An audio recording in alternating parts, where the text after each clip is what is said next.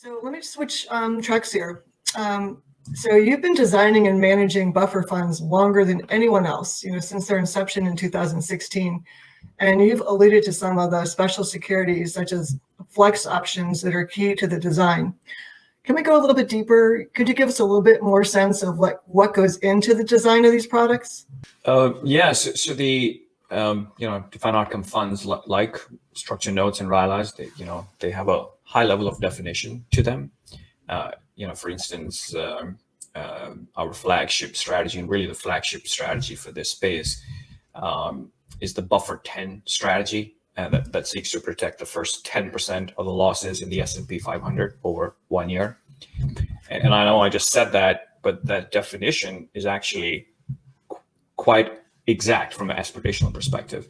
But the intent is that definition is exactly over 1 year, and the protection starts exactly from where the S&P 500 is at inception and extends exactly to 10% lower, to provide that utility of definition to the investor.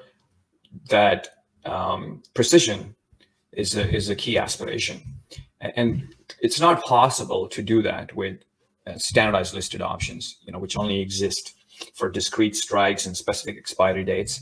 So what flex options do is they give you the ability to customize to the penny, and from a time perspective, you can pick the expiry of the flex option to any date from tomorrow to 15 years out. And so this allows the defined outcome funds to achieve the design accuracy that investors desire and have effectively come to expect from that experience with notes and RILAs. So I would say that is like flex options usage is really key from our perspective, because we are very sensitive to the investors' appetite for precision. Beyond the use of flex options, there are probably a few other factors, just beyond portfolio construction, from a design aspect that product designers, product issuers should be mindful of. And as issuers contemplate launching products, it's important to pay certain close attention to the design, because the plumbing of the defined outcome funds, the infrastructure in which they sit, is very different from the balance sheet construct of the guaranteed products. And so as you look to make that transition, it's important to realize that there are some unique elements of the fund-based plumbing that one should be conscious of. Like, so for instance, if there is a product that makes distribution in the middle of this target outcome period, or collects and pays dividends, the product starts slipping away from its precise target outcome, and that guaranteed feature of the balance sheet products like RILAs and notes starts looking very attractive in comparison.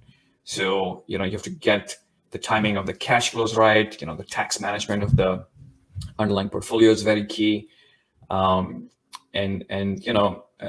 We have, of course, put a lot of thought behind the design, and we have a lot of products that we manage, and we're proud to point to the track record of those products being able to hit their targets. And I would say, to the extent there are multiple designs out there, investors will start to see the diversion in the outcomes away from the objectives based on those different designs, and hopefully can discern a good design from a bad one.